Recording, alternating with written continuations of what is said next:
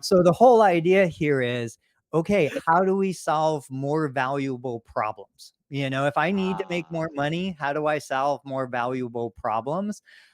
Yes, I could sell access. Yes, I could, add a concierge fee. Back to the original of this podcast is I could start a podcast. I could do something that's scalable to infinity. There are so many, it all goes full circle. There are so many things that we could do, but what we have to have, and I really think this is the barrier, we have to have time to think. We have to have time to be creative. We have to have room to grow and room to breathe.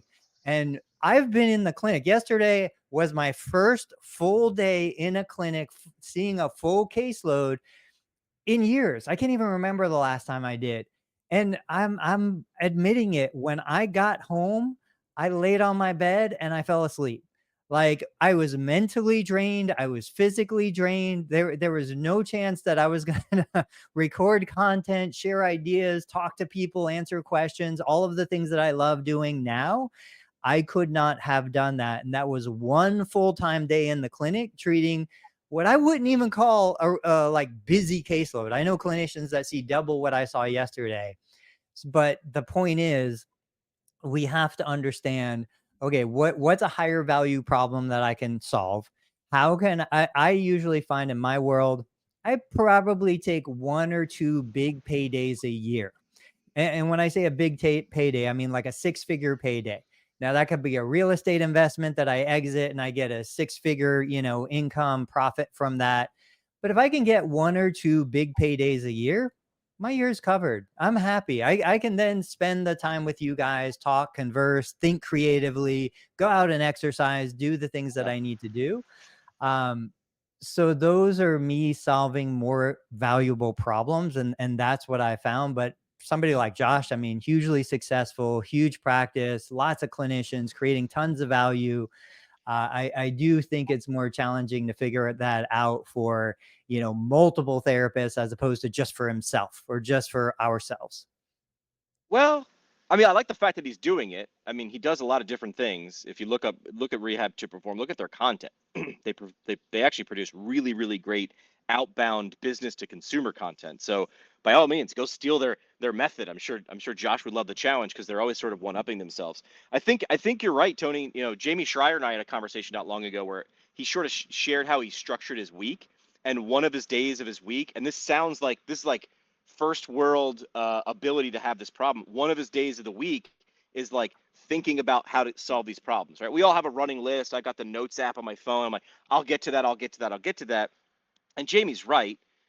If you never make time to get to it, you never get to it because everything always comes up. You got a baby crying, you got a power outage, you got to figure that out. So if you don't plan for it to actually think, but thinking looks like a waste of time, man. You're just sitting around, not really doing anything. Like, what do you can't you be productive? Can't you get anything done?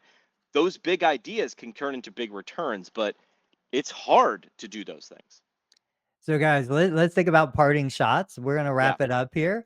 I'll tell you guys every single episode. It still surprises me. I don't think any of us come in thinking, oh, we're going to hit a common theme throughout the episode. Yeah. It's amazing But how it every shows up. single episode, there's that common theme, and today we were talking about how we kind of sew the thread through, is this commitment worth my time? Am I going to get the return on the investment, whether it be monetary return or knowledge, experience, social connections?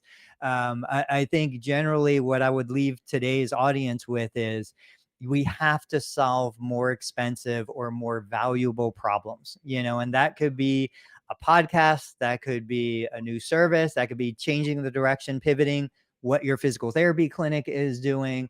But if we can solve those more valuable problems, we have more resources then to dedicate to other things. Dave, Dave? what do you got? Did we share this on the screen? Scott said, Jimmy, you are a pretty smart guy.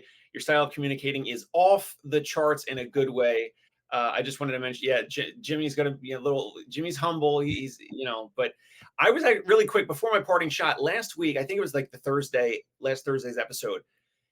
It flowed between us. So I don't want to pat ourselves on the back, but I'm just saying it flowed like unbelievably without talking over each other. And just like we did today, where we take some couple of different disparate ideas, and we kind of sew them together in a way.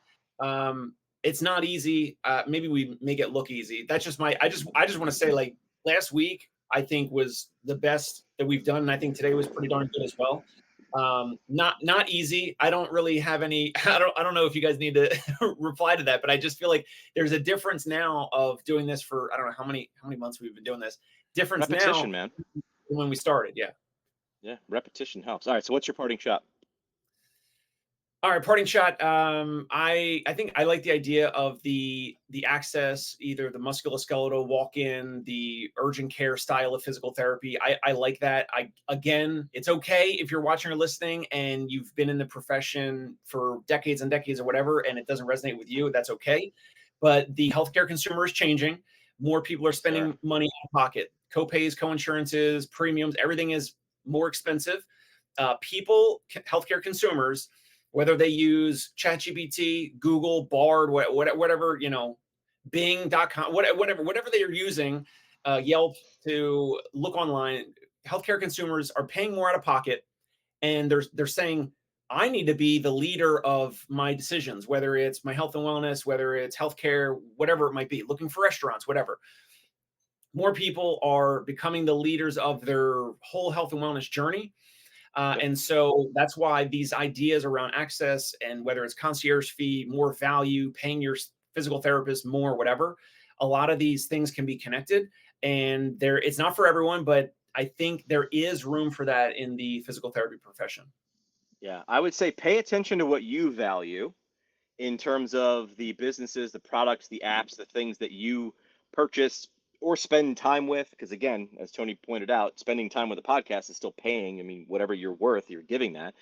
And then boil it down to the elements of value. What value? The example, could you create your own version of OnlyFans, unfettered access through some sort of app that you could answer or respond to a question or query? What do they value? What are you good at? And how can you provide that? And that's a value proposition, my friends.